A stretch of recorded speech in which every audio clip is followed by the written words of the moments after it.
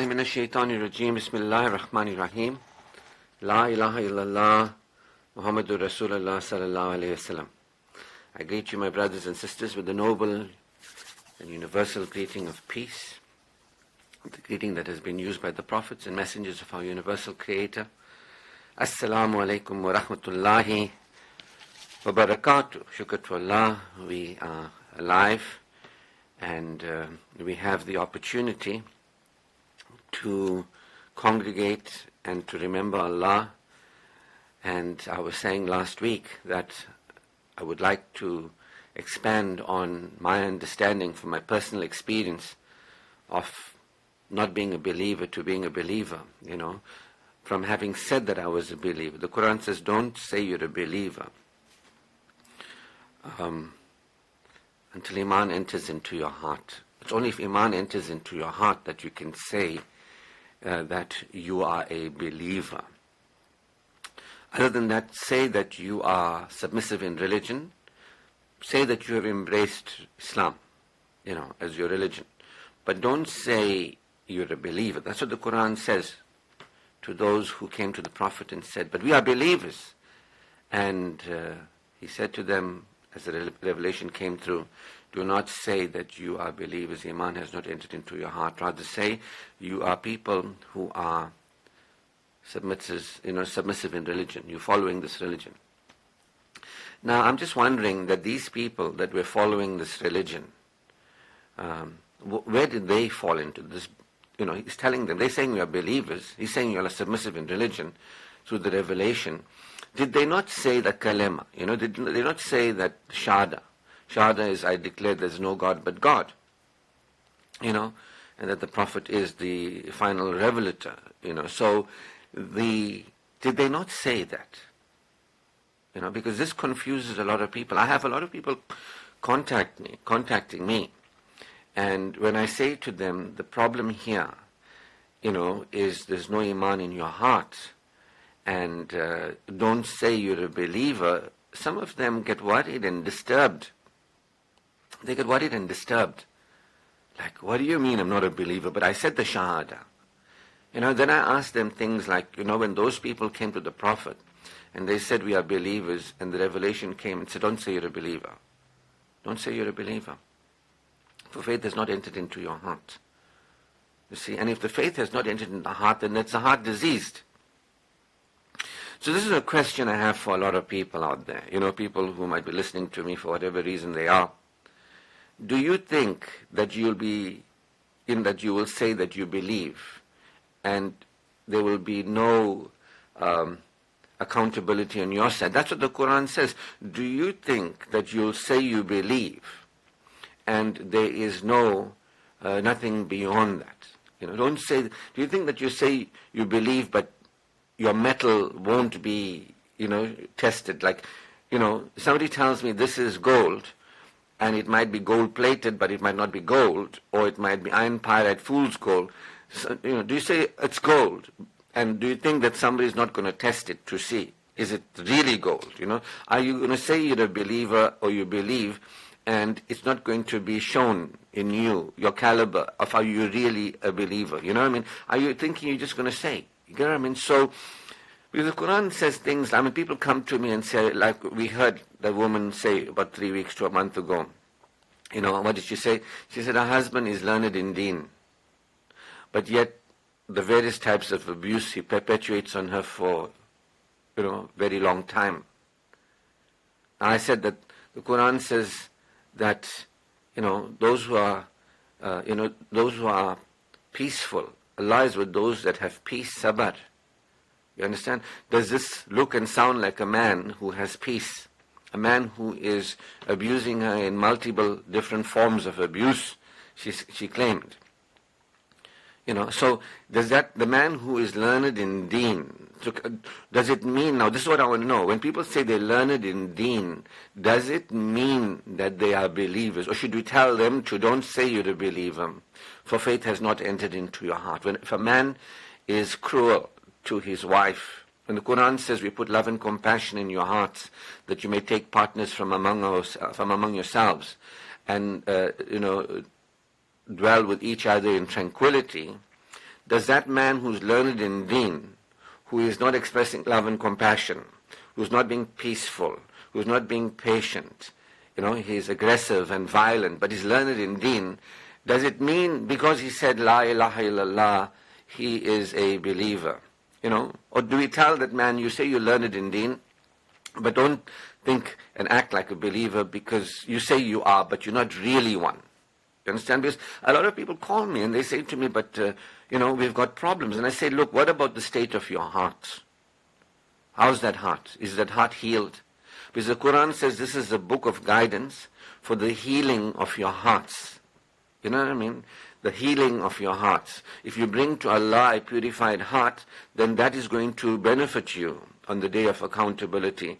But nothing else, not your families and not your wealth, not your children, not your businesses, nothing of this world, or even your status in the society in whatever way it is, including learned in deen, you know what I mean, ego things, they're not going to benefit anybody. The man who cannot be patient with his wife, the man who stands in prayer, the Quran says, those who stand in prayer, woe to those who stand in prayer, but in their hearts they lack the smallest of kindnesses. Now the Quran is talking about the people who stand in prayer, but they lack the smallest of kindnesses. Here you have a man who's got the, greatest of cruelty from what the woman was saying. So this is an important thing, because I've had many people come to me and they say, but we are believers. And like the Quran says, believers must marry believers. It doesn't say those who are submissive in religion must marry those who are submissive in religion. The Quran doesn't say, those who stand in prayer but whose hearts lack the smallest of kindnesses, they must be with other people who stand in prayer whose hearts lack the smallest of kindness. It doesn't say that. You know what I mean? Now this is scary for a lot of people because for, some time, decades and sometimes generations, people have been not reading the Quran, actually understanding it. The Quran says it is a book for those who comprehend, for those who reason, for those who reflect. But maybe for a century, certain people, or centuries, certain groups of people haven't been listening to it. They're continuing this cultural ways, the Indo-Pak cultural ways that come from, the times when that idolatry was there, and when women were treated, if the husbands died, the women had no purpose. They had to jump on the funeral pyre, and kill themselves. They had no purpose to live. In fact, one woman said to me, when my husband passed away, she said to me, a husband who I loved, he had passed away. And when Maulana Guru came there, Maulana Guru told her, your nikah is over. You can't be with this man. You can't touch his body. You can't have anything to do with his body. Your nikah must leave now. Maulana Guru told this woman that when, at the time of the death, minutes after that, she can't be around this body of her husband and she can't have anything to do with him because, the nikah is over. You know what I mean? It's over, the time of death. And she was distraught when she spoke. She says, I love this man. I was with him a few minutes before he died. After he's died, why is Allah saying things like this, that my nikah is over? She asked me, why is Allah saying that? I said, where did Allah tell you that? When did Allah tell you that? Because Allah didn't say that, as far as I'm concerned. It's not in the Quran. She says, Maulana said that. I said, Ish. Do not say about Allah things that you don't know. You understand? And the Quran tells us, Hadith tells us, don't say about Allah things you don't know. You get them? But these are Hindu ways. These are coming from there. That the woman's place, like Fridays, I don't know. They say Jumu'ah is very important. If you miss 3 Jumu'ahs, I heard, I don't know if it's true. You're not like a Muslim. So is Jumu'ah not for women? I'm just asking. Is Jumu'ah not for women? Is a woman not supposed to perform the Jumu'ah? A woman not supposed to congregate? I'm just asking. I'm not sure. is there a difference that only men supposed to go for Jumu'ah and women supposed to make the biryani and the kachumar and the halim or whatever it is? You know what I mean? Women mustn't read Jumu'ah. Is this made up by our, tribal, traditional, is it informed by our, before acceptance of Islam, this cultural thing that is going on? You get what I mean? So the Quran is guiding us. You see, the Quran is guiding us to be believers. So there's a whole lot of things going on here that is not really Islamic. You get what I mean? And people, they call me, they contact me, and they turn, and you see them more and more saying, hey, this is not right. How come Islam is so cruel? How come Allah is so cruel? But how come this and how come that? I said to her, your iddat is still there. Your partner has passed away, you are in iddat. If your nikah is over, you wouldn't be in iddat. That is your, and there's rights that you have from your husband at that time, even in the will and all that sort of thing. That is, it's like, I said, if anything feels unkind or cruel, please think about it. Get a second opinion. Because there is this kind of dismissal that takes place, especially of women, among the Indian Muslims. And it's understandable, this kind of chauvinism and cruelty, because this is coming from our pre-Islamic days, the culture that is still very alive and well in our communities. Not Islam. It's not Islam. So this is what I'm saying, that, can we go back to the Quran, that we take no authorities from among ourselves, that we don't make up things that we have come through from our pre-Islamic days and bring it in and contaminate the wonderful teaching of Islam? You know what I mean? Can we talk about this thing, please? That what does it mean to actually be a believer, and believers must be with believers, and that it is being a believer, and is being a believer just saying the declaration, there is no God but God, and the Prophet is the final revelator? Is that just it? Because the Quran says there are those who say they believe in Allah in the last day. It doesn't say those who believe in God. It says they believe in Allah and the last. They say they believe in Allah in the last day.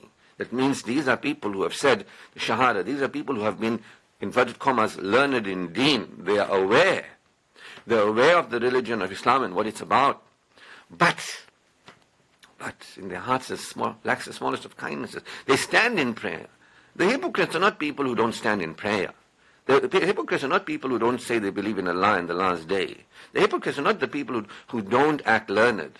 They are, verily, those people. But in their hearts is a disease.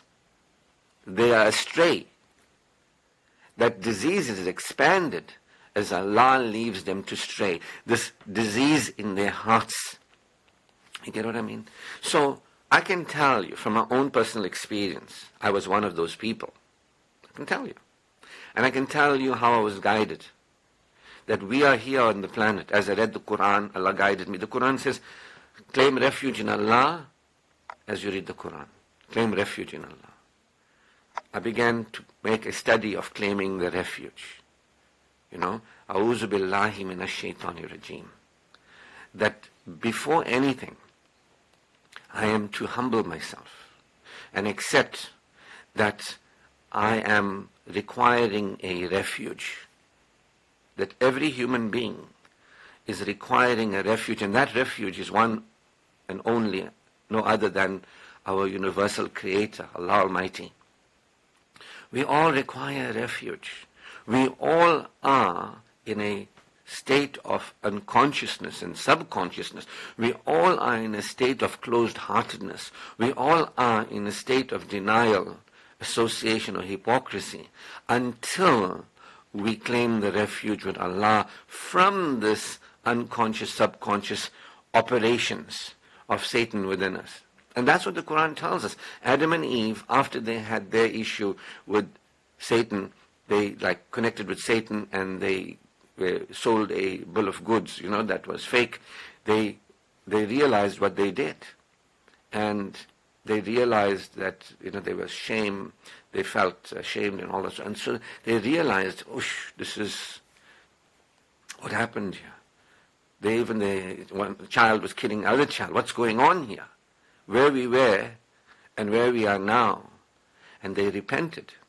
And, the Prophet Adam was told by our Creator, there you and your children will be. You see, until guidance comes to you.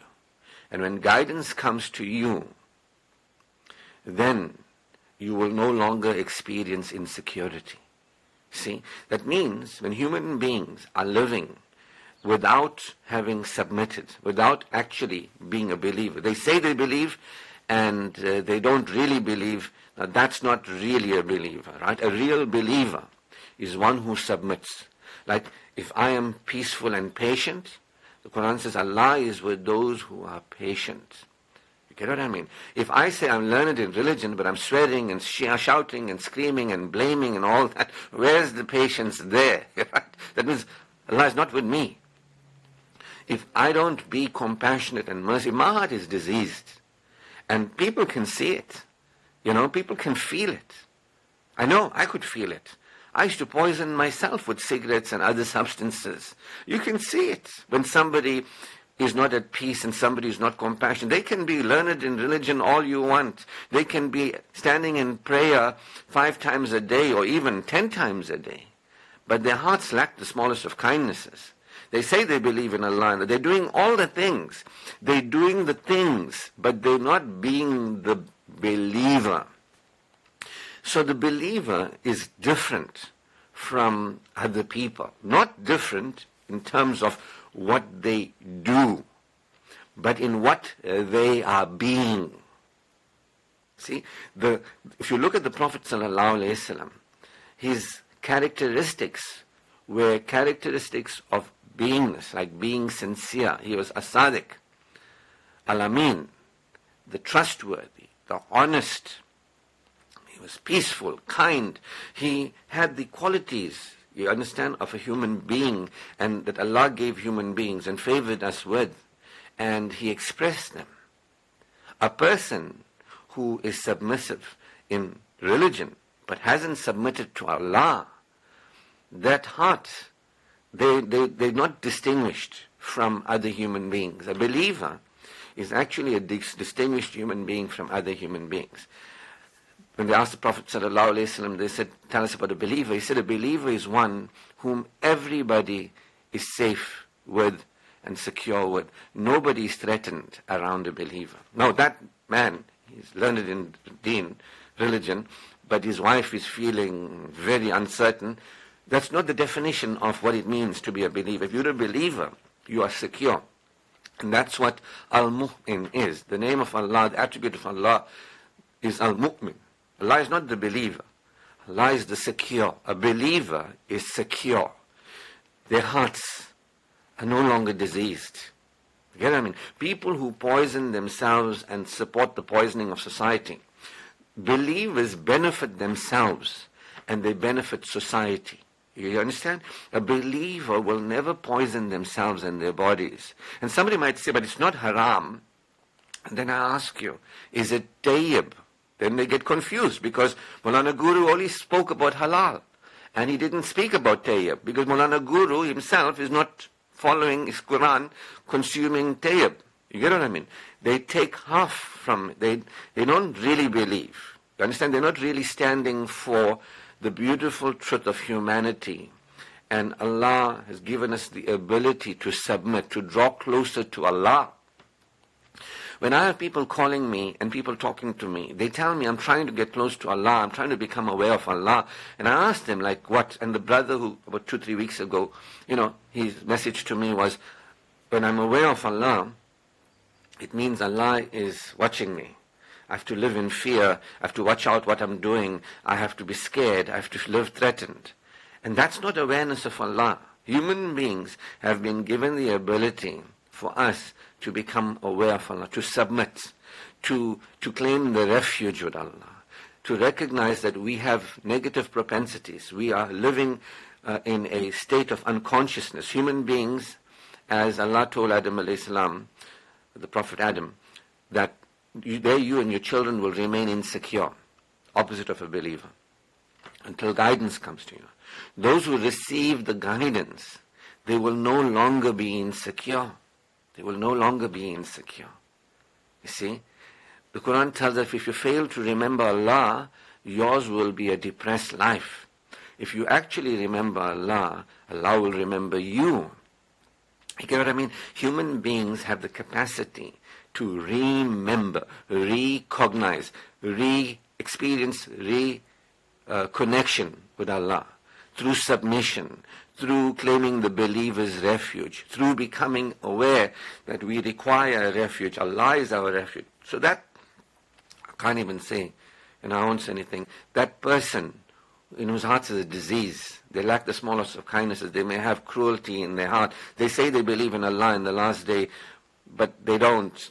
They show the world we are learned in religion, and other people just look at them because they play the part, they say the right things, but in their hearts is a disease. We don't have in our society, this society that comes from the Indo-Pak, I'm talking about, continent, that's coming from tribal, cultural, its own kind of difficulties.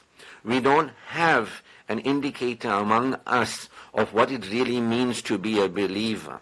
We don't have it, what it means to have a heart that is cleansed and pure. We don't have people really talking about the message of the Quran. This, when Islam went to India, it looks like the gurus just took it over and perpetuated guru worship, and it's still coming through, and the people are still followers of the guru. But people haven't brought the Quran to the people. People haven't brought Allah to the people. So we're not told about Allah consciousness. That this is really about submission and what submission is, and to prostrate and draw closer to Allah. We're not taught about that. We're told things like live in fear. Now, I'm not saying that people must not be cautious about their state of spirituality and the effects of the state of spirituality in this world and the world beyond. If fear means caution, I have no problem with it.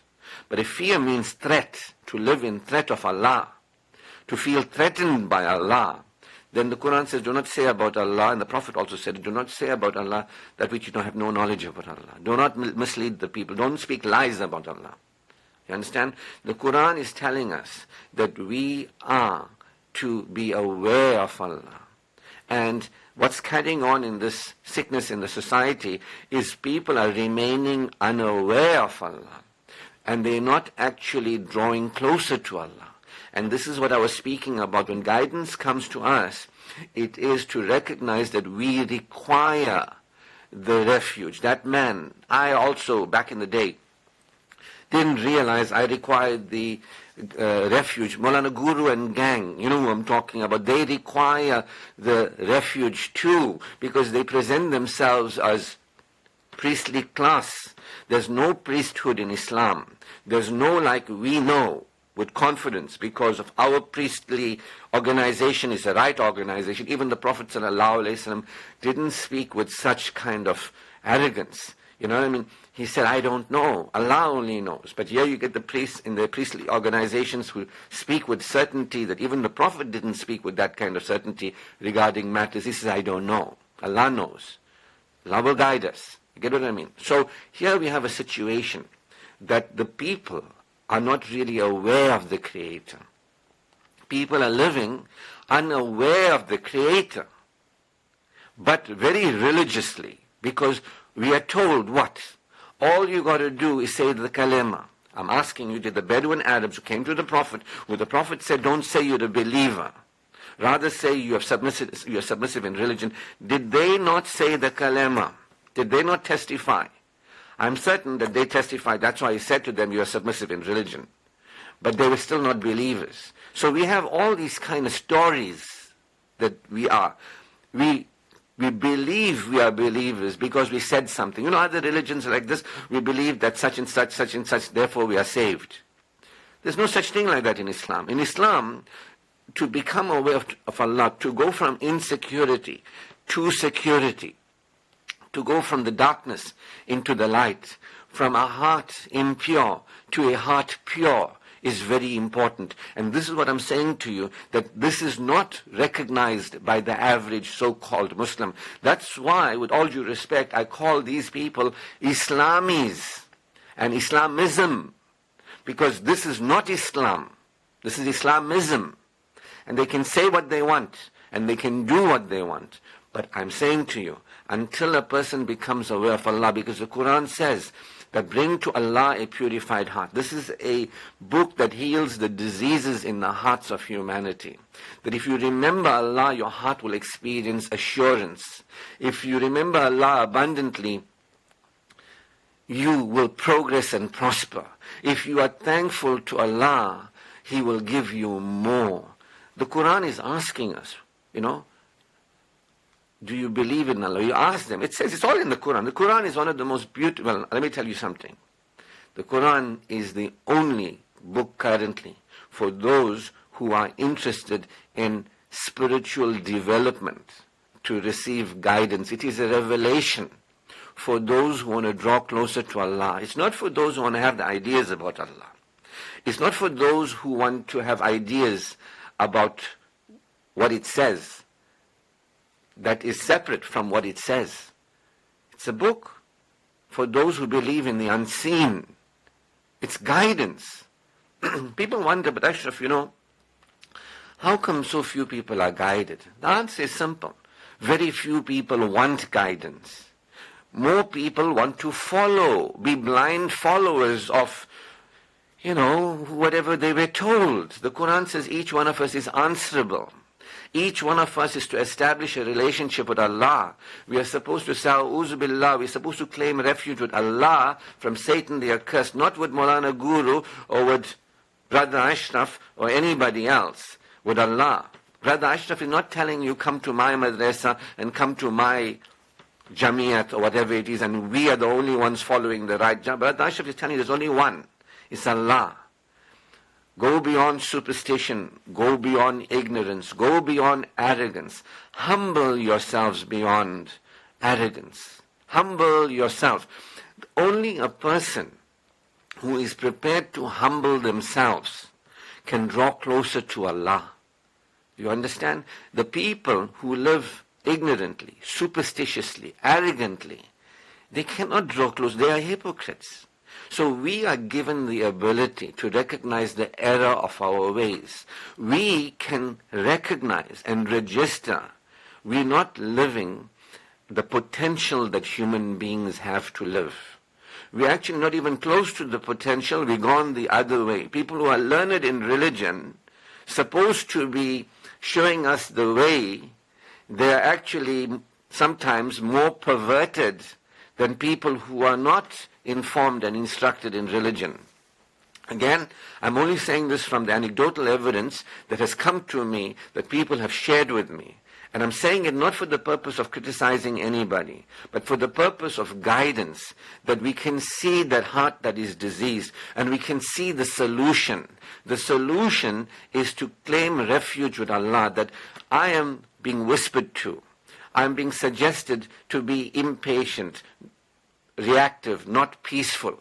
I'm suggested to act like I know everything, like I'm better than everybody else.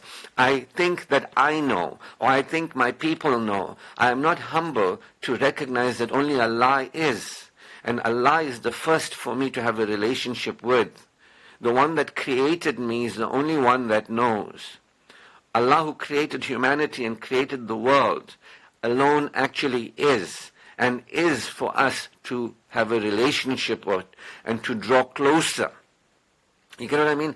We are to actually presence Allah in our awareness.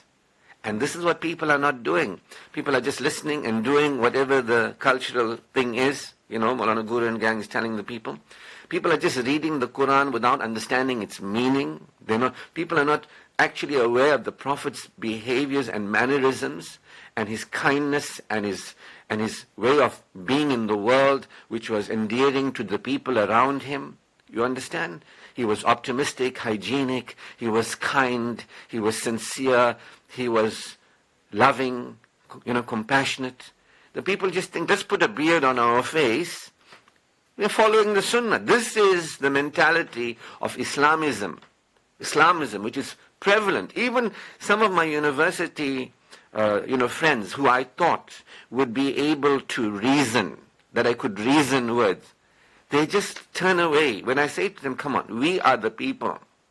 Those days are gone from the generations beyond. We are the people to begin to represent the Quran. We have an opportunity to represent the Quran. We have the opportunity to represent the Prophet Muhammad sallallahu alaihi wasallam. You understand? We have an opportunity to actually presence Allah and in our lives and guide others to presencing Allah. They follow the ways of their forefathers. No. We just carry on in this Indian cultural thing. As long as we're just reading what we don't know, as long as we're just running to the mosque, as long as we're just having the beard, as long as our wives are making curry khichdi or dal gosh on a Friday, we are good Muslims. The men must go to the mosque, the woman must make the food. You know what I mean? All that. So the Quran says male and female have the same obligations. Male and female have the same obligation. It is for a woman and man to have faith, iman and amal, to conduct themselves honorably. You understand? Whether they're male or female, those who have faith and conduct themselves honorably, in this world there is a life tayyibun. There is a life that is wholesome. You see, Allah has guided us to Him. But people don't want to admit that in their hearts is a disease. They want to believe they're right. They want to believe, just do these things, this fast. In the month of Ramadan, the same man will starve himself, but he's not really engaging in a spiritual discipline. He's not really engaging in a spiritual discipline. It's all hypocrisy. It's not real. If you're not bringing to Allah a purified heart, if you're not every day recognizing there's a mission, that while we are here, there's a mission. What is the mission that we are here? To go from the darkness into the light, to support the purification of our hearts. At the end of our life, those who have purified the heart and brings to Allah, that's the only thing going to avail them. Here we have people with diseased hearts, who are astray, who are promoting hypocrisy and teaching a very perverted version of, I can't even call it a version of Islam, it's something else. It speaks about the Quran, but it doesn't really represent the Quran. It speaks about the Prophet, but doesn't represent the Prophet. It speaks about, Salah and the 5 pillars, but it doesn't represent. It speaks about Allah and Allah awareness, but it keeps people from Allah awareness. It keeps people from becoming aware of the greatness and graciousness of Allah. What does the Quran say? Those who fail to become aware of the mercy of Allah, a Satan is attached to their hearts. Those who fail to become aware of the mercy of Allah, a Satan is attached to their hearts. So until you follow what the Quran says, bring to Allah a purified heart. What does the Quran say? The heaven and the earth were created that you may recognize the power of Allah. Are you aware of Allah and His power? The Quran says, go out and look and see the qudrat, the power of Allah. Are you aware, actually aware? Are you living in a trance? Allah's going to get me. I mustn't be bad. I mustn't be bad. I mustn't be bad. I must try to be good. I need to do this. I have to read my prayer. I have to do this. Or are you one waking up? You see, if you wake up, you will no longer live like a caterpillar. You will actually become the butterfly. There will be a transformation. The believers are those human beings who are secure. The non-believers, the people who are unaware of Allah, who deny Allah, who associate partners with Allah, they say they believe in Allah in the last day, but they don't believe. These are like the butterflies. These are like the caterpillars. On the planet, if I give you an analogy, we're all like caterpillars until guidance comes to us. And when the truth of Allah, the truth of the Prophet, and the truth of the Quran, we become aware of it, and we're inspired by it, we're no longer continuing the diseased heart. We're no longer on a path of being astray. We start realizing what light is, beyond superstition of gods and false gods, and beyond denial, kufr of God, beyond the mushriks associating partners with God, and beyond the hypocrites who say they believe in God. We actually presence Allah. We, in our own awareness, we presence Allah. This challenge of presencing Allah involves releasing the presencing of your ignorance, your arrogance, your superstition, your unconsciousness, subconsciousness, to the degree you hold on to who you've been and how you've lived, to the degree that you worship Satan, to the degree that you continue to live without enlightenment, and you don't want guidance. You cannot presence Allah. You cannot, in your own awareness, you are presencing your own ideas about Allah. You're presencing your own ideas about the world. You're presencing the ideas of Maulana Guru and others, but you're not really aware of Allah. Those of us, I speak of, one whose heart has been guided. Because the Quran says, if you believe in Allah, He will guide your heart. And shukr to Allah, Allah has guided my heart. I'm not the same human being. I'm not the same caterpillar. I'm now a butterfly. I'm a different human being. I can feel it, I can sense it, I can hear it, in me, in my life. I can see what I'm doing, how I'm living. My mission is to bring to Allah a purified heart. That's my mission. I have remorse for where my heart is diseased. I have regret for where I have been unkind or even cruel to me, my body, my life, other people. I'm sorry for not becoming more aware of Allah. I'm thankful that Allah is the compassionate and merciful. I'm grateful that He has instructed me to claim refuge with Him. I'm grateful that Allah is sufficient for me as a refuge. I have submitted those people who still worship Satan, who still living in the caterpillar mentality. They do not claim the believer's refuge. They do not say A'uzu. They don't say we desire a higher level of awareness. We desire a higher level of experiencing. We desire a higher level of expression. We desire a higher level of living tayyibun, a life tayyibun. We want to express compassion and love from our hearts. We want to actually be like the Prophet. They don't. Just have a beard on your face, now you're like the Prophet. Come on, people. You all are better than that. You all can reason. I think the days of being foolish and being misguided by the gurus are over for some of us. Shukr to Allah. For their rule was for a while when people were really superstitious and ignorant, could be controlled by this group of people, religious elites. You understand? I think a time has come when people have realized, or will realize, maybe not this generation, hopefully the next generation, that Allah has given each one of us a mind to reason. Those days of feeling scared and afraid and controlled by this gang of people who have a political agenda, that is not really truth. That's not really truth. The truth is everybody must use their reason. Invoke Allah. Invoke Allah. Ask Allah for His refuge. Claim the refuge with Allah. Admit that our hearts are diseased. You understand? We can say we really want to be aware of Allah, to experience a heart secure.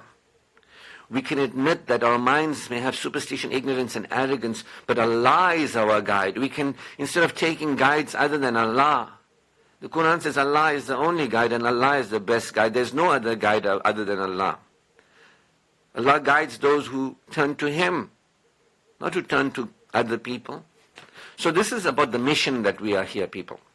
And our group of people that come from our Indo-Pak history, got a peculiar claiming of the refuge for Allah. It's a special challenge we have from the way we living to come back into a way. Other Muslims from other parts of the world might not have the peculiar challenge that we have with this kind of, religious slavery and control that has been going on. We can liberate ourselves by saying there's no authority but Allah. Let's not take authorities from ourselves. We can liberate ourselves by saying the Quran says bring to Allah a purified heart. The Quran says it is for every human being to reason, to use your reason. The lowest of people are those who will not reason, the Quran says. The Quran says the heavens and the earth were created that you may recognize the power of Allah. Are you aware? The Quran says that you are given life, delivered from your mother's wombs, given intellect and affect, hearing, sight and hearing, that you may be grateful. The Quran says Allah has given us freely and fully that we may be grateful. You understand? You can't give anything to Allah really. Allah is free of need. Allah has given to us. How many of us are humble that it is only because of Allah we are and we continue to be as a human being, the earth? How many of us are humble? It's not because of ourselves. It's not because of our parents and children. It's not because of our bosses and employees. It's not because of our businesses. How many of us are actually aware that our existence we are caused to be and we are continued because of Allah? How many of us are aware in this moment it is because of Allah we are human beings having an existence in this world through death and beyond? It is because of Allah we have a human experience in our existence in this world through our death and beyond. How many of us are aware that Allah created us in the best of molds? How many of us are actually aware of Allah's gifts to us as human beings, that we are the highest level of life form? Are people really aware or they are unaware? If you're unaware, you worship Satan. So, if you worship Satan, you won't want to presence Allah's greatness, His graciousness. You won't want to revere the greatness. You won't want to revere the power of Allah. You won't want to presence Allah and praise Allah. The only time you can really praise Allah is if you presence Allah. And to presence Allah, you have to go beyond your separation. You have to go beyond I, him, her, Maulana, this, that, whatever. You have to submit and focus on Allah exclusively. You see, the exclusive focus on Allah, the obedient attentiveness to Allah, the humility before Allah, to draw closer to Allah. So all I'm saying to the people is, we are to presence Allah. And the challenge of presencing Allah means letting go of what we were presencing. We must let go of the ignorance, arrogance, and superstition. We must let go of taking authorities other than Allah. As long as you want to continue the way you've been continuing, you can't presence Allah. You worship Satan. The refuge is, I'm willing to let go of the whisperings that keep me from being aware of Allah. So all I'm saying is, are you willing to recognize Allah's sufficiency for you? Are you willing to recognize Allah's adequacy for you, His greatness, His graciousness, His gifts? Are you humble before your Creator? Are you feeling assured with your Creator? A believer, when they remember Allah, their hearts feel assurance. I feel it. Are you feeling assured? Can you feel it that I feel it? Are you feeling assured with Allah? Are you feeling reassured with Allah? That even though we are imperfect and we fall, Allah protects us. Never despair of the mercy of your Lord forgives all sins. Did anybody tell you about the Quran and what it says? That don't despair. If you've got problems, don't worry. While you have those problems, Allah finds a way from sources unknown, ways and unexpected. Did anybody teach you to actually feel assurance and reassurance with your Creator? Did anybody tell you that Allah's gifts are here in this world through your death and beyond? And that you can invoke them and to experience the assurance. If you are not feeling in your heart this assurance, reassurance, and insurance, if you are not feeling secure, I doubt it that Iman has entered into your heart. It's not for me to know whether Iman has entered into your heart or not. It's got nothing to do with me. The Quran says, leave them, it's got to do with others. But I can tell you, is my concern. I'm on a mission here. My mission before I die is to draw closer to Allah. Not just prostrate, the Quran says. It says prostrate and draw closer. Every day, I will take steps towards Allah. What does Allah say in Hadith Qudsi? If you take one step towards Allah, Allah takes 10 steps towards you. I take at least a step every day towards Allah. Not acting religious and holy moly and all that, unconscious Islami. I'm talking about in the awareness of Allah, the power of Allah, the sufficiency of Allah. The Quran says, tell the believers to put their trust in Allah. The Quran tells us that the believers are those in whose heart is tranquility, and every day their faith is expanded. The Quran tells us about believers being those people, when they hear the verses of the Quran, they are increased in faith. When I'm telling you about the verses of the Quran as a believer, does it increase you in faith? You know what I mean? Because people will tell you about the verses of the Quran. One man sent a message to me. He said, Ashraf, I've heard other speakers, and I don't want to speak bad about them. And I'm not comparing myself to anybody, I don't care about anybody else. He said to me, but you speak to my soul. You speak to my soul. And I said, that's basically what it is. That we are here, those who benefit themselves, benefit their souls. We are here to benefit our souls. The Quran tells us that. Are we, while we are here arguing, no, we right, we wrong, you right, you wrong, Ashraf, you wrong, Ashraf, let's run you down, no, let's run other people, Ashraf is running everybody else down. Or are we here to benefit our souls? Are we here to please? Satan says, be careful. No, Allah says, be careful of Satan who puts animosity in your heart. While I'm with these people who can be diagnosable, and I'm talking about them with great love. I'm talking with compassion. I'm saying that these people don't know. They are psychologically not well, spiritually not well, and they are leading people, and there are people under their leadership. I feel sorry for them. It doesn't matter to me. There are people who are spiritually, when I say spiritually not well. And the heart is a disease, the Quran is telling us. You can see the people who are psychologically not well, in their hearts is a disease, it's a spiritual disease. You know what I mean? And they are left to stray. Look and see. Look and see. Look and see. You'll be shocked when you awaken and realize what's going on here. But the mission remains the same. What is the mission? The mission is claiming the believer's refuge. Every day taking steps, getting closer and closer to Allah. And if you take 1 step towards Allah, He takes 10 towards you. So if I take 20 in a day, if I take 2 steps in a day, Allah takes 20. So every day I'm getting closer and closer to Allah. Every day I'm aware of His sufficiency for me. I'm feeling more and more secure. I'm not the same person every day. And every day I'm becoming aware that Allah gave me the ability to live as a human being to benefit me in my life. Allah benefits me, nobody can benefit me that way. I don't care about anybody else benefiting me because Allah benefits me. Allah is my benefactor, I have no other benefactor. Iyaka na'budu wa iyaka nasta'in. Thee alone do I worship, Thee alone do I turn to. People can say what they want to say about me, it makes no difference. It's what Allah says about me that's most important. The Quran says, when you represent Allah, not the Quran says, sorry, Hadith says, Hadith Qudsi. When you represent Allah, when you speak about Allah in an audience, Allah speaks about you in a greater audience. Woohoo!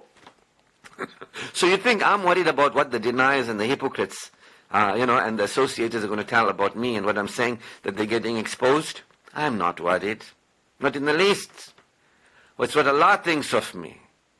The Quran has a verse that there are those who love Allah and Allah loves them, and they will stand firm, and they will stand firm against the hypocrites, and they will stand firm assertively, not worried about what the people say to them. For them, spirituality is easy. I feel like it's like me. It's very easy. I love it. I love it. I love presencing Allah. I love praising Allah. I love putting my trust in Allah. I love thanking Allah. I feel that when I thank Allah, I get more. I love being humble before Allah, having Allah to protect me, to progress me, and to prosper me. That in times of challenge, even when I'm not happy about me, I have Allah to transform me. Even when I'm not happy about my life, I have Allah to change my life. Even though there are favors of Allah that I've kept away from Him, but I can invoke Him and receive His favors.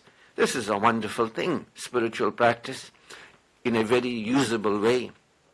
Not just living as caterpillars among other caterpillars, but saying this caterpillar goes to mosque, or this caterpillar wears a hat, or this caterpillar wears a... We, the believers, are, once faith comes to you and your heart is purified, you live championing truth. You champion Allah's benefiting of humanity, of you and everybody. You champion the ability given by Allah to us to benefit ourselves and our lives. That's why I tell you about halal and tayyib. Not just halal, but halal and tayyib. Because we can play a beneficial role to ourselves, our bodies and our lives.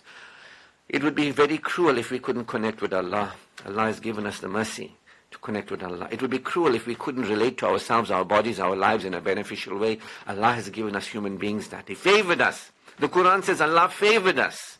I can see it. I read the Quran with understanding. Allah guides my heart. I'm a favored creation of Allah. He gave us a reason that we can relate to ourselves, our bodies, our lives in a way that benefits us. We can be with each other in a way that benefits us. What is that man, so-called learned in deen, abusing his wife? How is he, being a believer with other believers? How is he being patient with other people patient? How is he being a person exceptional in the world, guiding the world, showing a lamp to the world? Because that's what the Quran says. The Quran says that the believers are people who show the world the best of people. The best of people. They are benefiting humanity. If you can't benefit your own wife and children, what benefit are you going to be to humanity? If you can't even benefit yourself, how are you going to benefit your wife and children and humanity? Allah is our benefactor. He gave us the ability to apply ourselves at halal and tayyib. We can live honorably, not worshipping Satan, worshipping Allah, inspired by the Prophet and the teachings of the Quran. We can live honorably. And we can support a life tayyibun with our spouses and partners with love and compassion in our hearts. But most people, it matters not whether you tell them what's in the Quran. Some people, learned in deen, won't want to even hear when you tell them what's in the Quran. They're more learned in their own schism, their own sectarianism. They are champions of their political party. They're not champions of truth. Shukr to Allah who has guided me. I say this out of love for all humanity. I have no animosity and hatred towards anybody. This is light given to you. If you want to use it, use it. If you don't want to use it, don't use it. But we all have a mission here. There's a mission. Do not forget there's a mission. Upon your death, you will be reflecting, did I fulfill my mission? Did I claim the refuge with Allah? Did I become a better human being? Did I go out from superstition into truth? Did I become aware from living unaware? Did I become living, expressing and experiencing rather than non-expressing, non-experiencing? Did I live giving and receiving with people, or was my heart small and closed? So this is an opportunity for those who will hear it. For those who are worshipping Satan, this is torture, what I'm saying to them. Because they're not interested in the truth. But for me, the teaching of truth, the Quran, the Prophet, shukr to Allah, what a blessing it is. Humanity requires Allah. You know what I mean? Allah doesn't require humanity. We are creating problems for ourselves in this world through death and beyond by not choosing the light, by not choosing truth. All praise, glory, and thanks is due to Allah alone, our source, sustainer, support, and satisfier of all the worlds. His choicest blessings upon our beloved Prophet Muhammad sallallahu alaihi wasallam. Assalamu alaikum wa rahmatullahi wa barakatuh.